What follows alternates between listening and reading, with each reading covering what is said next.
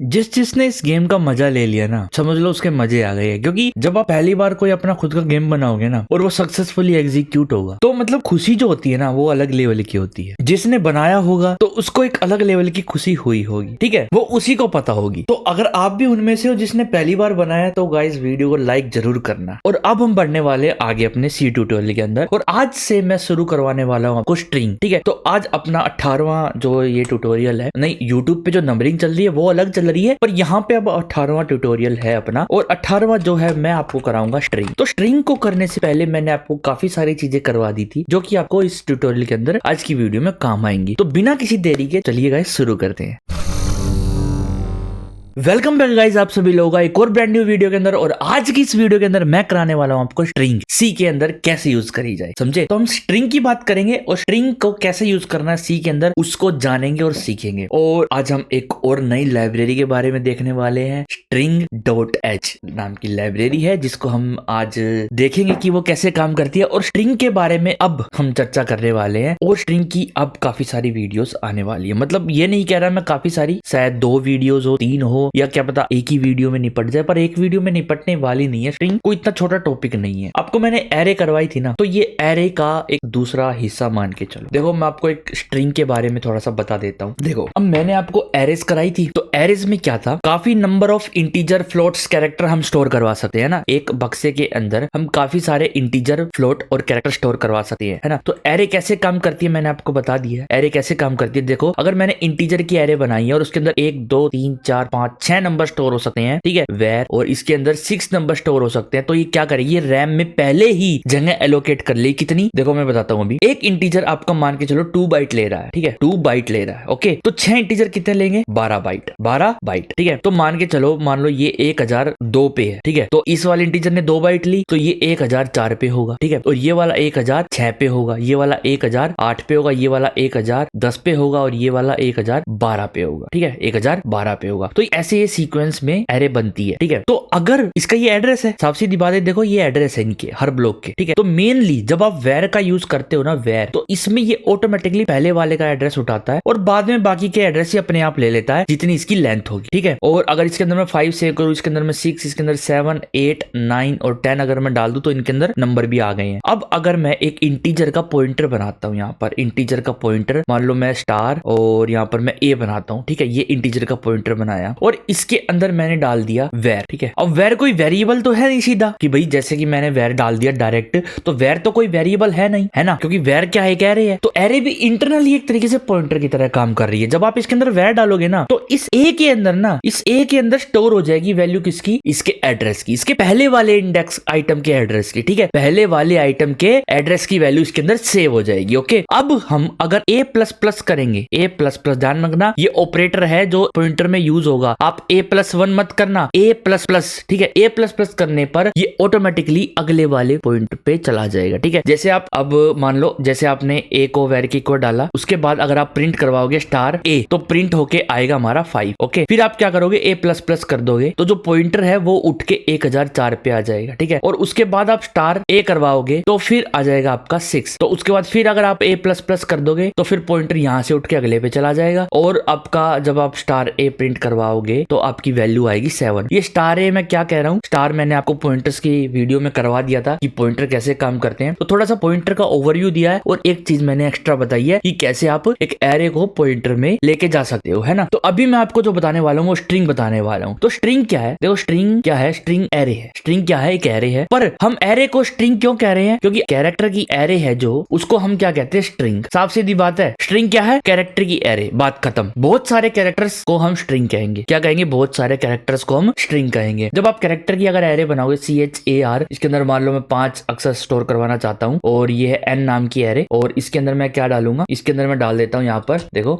D, E, A, T, H, ये मैंने 5 डाल दिए, ठीक है। अब मैं इसको बारी बारी करके प्रिंट करवा सकता हूँ। लेकिन प्रिंट F में अगर आप इसको बारी बारी करके प्रिंट करवाओगे तो ये काय की स्ट्रिंग, ये तो सिंपल एरे हुई। तो प्रिंट F में एक और तरीका है पूरी की पूरी एक कैरेक्टर एरे को प्रिंट करवाने का, %S। तो कैरेक्टर एरे में अब यूज नहीं करूंगा वर्ड, अब मैं यूज करने वाला हूँ स्ट्रिंग। ठीक है, कैरेक्टर एरे को स्ट्रिंग कहते हैं। ओके, तो अब मैं यूज करने वाला हूँ स्ट्रिंग। तो स्ट्रिंग को प्रिंट करवाने के लिए आप %s का यूज कर सकते हो और यहाँ पर मैं लिख दूंगा n, खत्म बात। अब यहाँ पर जो प्रिंट होगा वो प्रिंट होगा DEATH, ये पूरा प्रिंट हो जाएगा यहाँ पर। ठीक है, तो ये मैं आपको करके दिखाऊंगा तो आपको स्ट्रिंग पता चलेगी। स्ट्रिंग क्या है? कैरेक्टर की एक एरे। ओके, अब इसको इनिशियलाइज कराने के काफी सारे तरीके होते हैं, वो मैं अभी आपको बताता हूँ। देखो, एक तो इस तरीके से आप इनिशियलाइज करवा सकते हो किसी भी एरे को, ये तो कॉमन मेथड है, किसी भी एरे को आप इनिशियलाइज कर सकते हो इस तरीके से। लेकिन स्ट्रिंग को इनिशियलाइज करने के लिए एक तो ये तो वैल्यूएबल है, ठीक है, ये तो है ही है, एक और इजी तरीका है। ठीक है, वो चलो हम देखते हैं। अभी यहाँ पर हम अपना बेसिक सा मेन फंक्शन बनाते हैं जो कि जरूरी है बहुत, उसके बिना तो हमारा कोई प्रोग्राम ही नहीं चलेगा ना। इंट मेन फंक्शन बनाओ, वॉइड मेन भी बना सकते हो, बिल्कुल बना सकते हो। तो मैं वॉइड मेन भी बना सकता हूँ और इंट मेन भी बना सकता हूँ। इंट बना लेते हैं और यहाँ पर हम क्या करेंगे,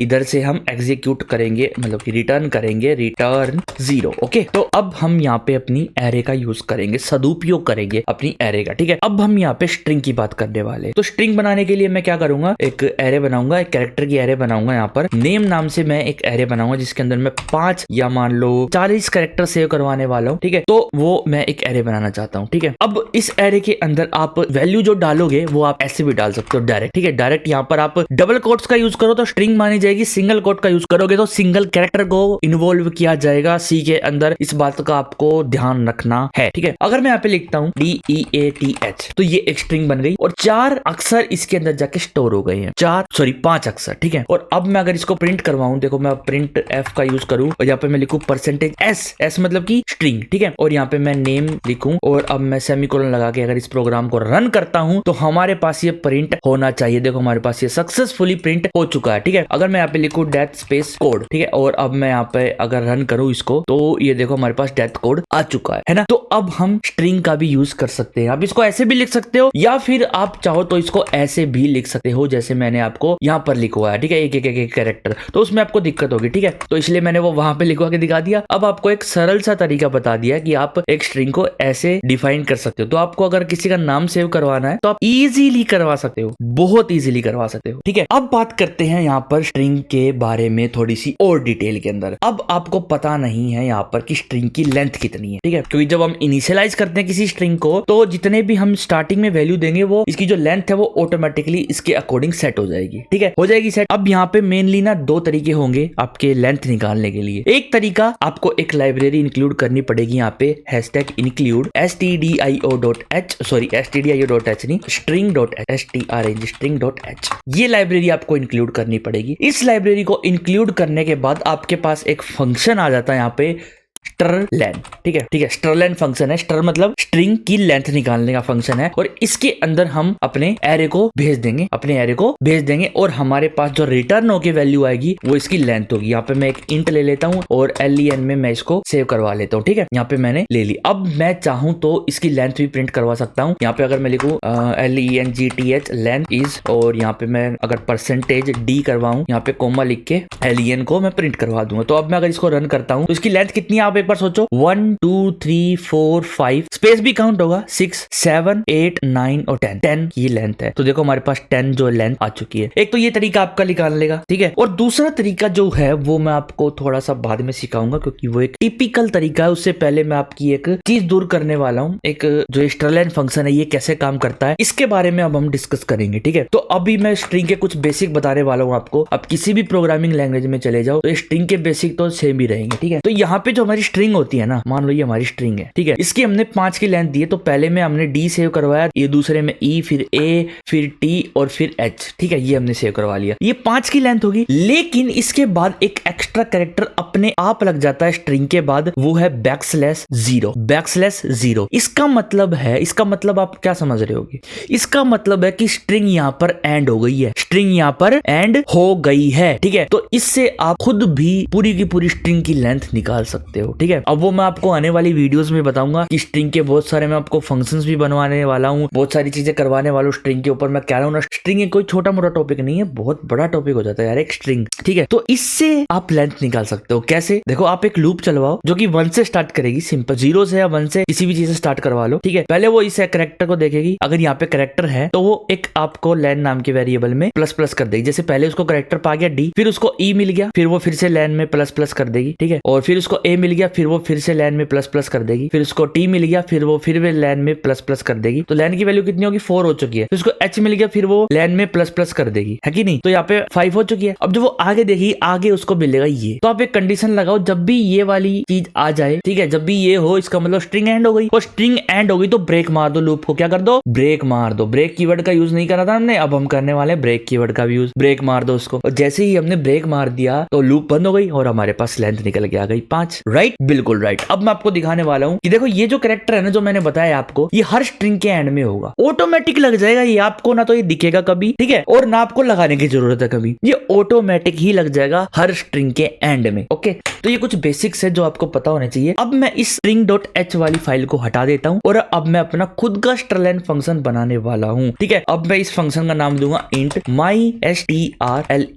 mystrlen, ठीक है। अब इसके अंदर हमको एरे भेजनी है, और हम डायरेक्ट एरे कैसे भेजेंगे, इसके अंदर हम पॉइंटर भेज देंगे। कैसे भेजेंगे हम यहाँ पे करेंगे कैरेक्टर स्टार और यहाँ पे ptr लिख लेता हूं मैं, या फिर str लिख लो, ठीक है, str मतलब स्ट्रिंग, और यहाँ पे मैंने पॉइंटर ले लिया। अब मैंने आपको बता दिया ऑलरेडी कि पॉइंटर कैसे काम करता है स्ट्रिंग में, पॉइंटर कैसे काम करता है स्ट्रिंग में। पॉइंटर देखो अभी मैं बताता हूँ आपको, इसका कुछ होगा ना 100 मान लो 3 पे है ये d, तो ये 1004 पे होगा, और ये 1005 पे होगा, ये 1006 पे होगा, और ये 1007 वाले एड्रेस पे होगा। ये रैंडम एड्रेस है, ये नहीं होते एड्रेस, पर मैं आपको बता रहा हूँ ये कॉन्टिन्यूटी में ही होते हैं, ठीक है। अब यहाँ पे देखो, यहाँ पर तो मैंने आपको 2-2 का गैप लिया था हर एड्रेस में, यहाँ पे मैं 1-1 का क्यों ले रहा हूँ, क्योंकि यहाँ पर जो एक कैरेक्टर है ना, एक कैरेक्टर हमेशा 1 बाइट लेता है स्टोर होने में, तो 5 कैरेक्टर कितनी बाइट लेंगे, 5, ठीक है। तो एक कैरेक्टर 1 बाइट लेगा तो 3 से 4, फिर 5, फिर 6, फिर 7, ठीक है, ऐसे 1-1 बाइट ये लेते जा रहे हैं। तो अगर आप मान लो ये नेम नाम के वेरिएबल में स्टोर है, तो अगर मैं इसको किसी पॉइंटर में डलवाता हूं तो पॉइंटर क्या करेगा, पहले वाले का एड्रेस उठाएगा, ठीक है। जैसे कि एक ptr लेता हूं मैं, स्टार ptr, और इसके अंदर में मैंने नेम को सेव करवा लिया, ठीक है, इंट स्टार ptr, इंट नहीं सॉरी कैर, ठीक है। तो ये क्या करेगा, पहले वाले एड्रेस को इसके अंदर सेव कर लेगा। जब भी आप स्टार ptr प्रिंट करोगे, स्टार ptr प्रिंट करोगे, तो आपकी 1003 प्रिंट होगा, सॉरी डी प्रिंट होगा। क्या प्रिंट होगा, डी, ठीक है। इसको कंट्रोल Z करते हैं यहाँ पर, तो आपका डी प्रिंट होगा, ठीक है। और आप ptr में प्लस प्लस करोगे, जब इस ऑपरेटर का यूज करोगे प्लस प्लस का, तो वो जो पॉइंटर है ना, पहले वो 1003 को करा था, तो वो अगले वाले को पॉइंट करेगा, फिर अगले वाले कैरेक्टर को ऑटोमेटिकली, ठीक है। तो फिर अगर आप स्टार ptr का यूज करोगे तो आपका ई कैरेक्टर आएगा, ठीक है। तो ऐसे ही हम लूप चलवाएंगे। देखो हम कैसे लूप चलवाते हैं अभी यहाँ पर, ठीक है। तो हमने यहाँ पे पॉइंटर पॉइंट करवा लिया। देखो यहाँ पे मैं लिखता हूँ mystrlen, ठीक है। mystrlen में मैंने नेम भेज दिया, ये एरे है, और इस एरे को मैंने पॉइंटर के अंदर रखवा लिया इधर, ओके। और अब मैं यहाँ पर एक लूप चलवाऊंगा। एक पहले मैं एक वेरिएबल बना लेता हूँ यहाँ पे intlen लेंथ नाम से, जो कि एक लेंथ इकट्ठी करेगा, मतलब कि इसके अंदर स्टोर होगी, और इसकी बाय डिफॉल्ट वैल्यू में 0 रखता हूँ। अब मैं लूप चलवाता हूँ व्हाइल। अब मेरे को व्हाइल ही लगवानी पड़ेगी यहाँ।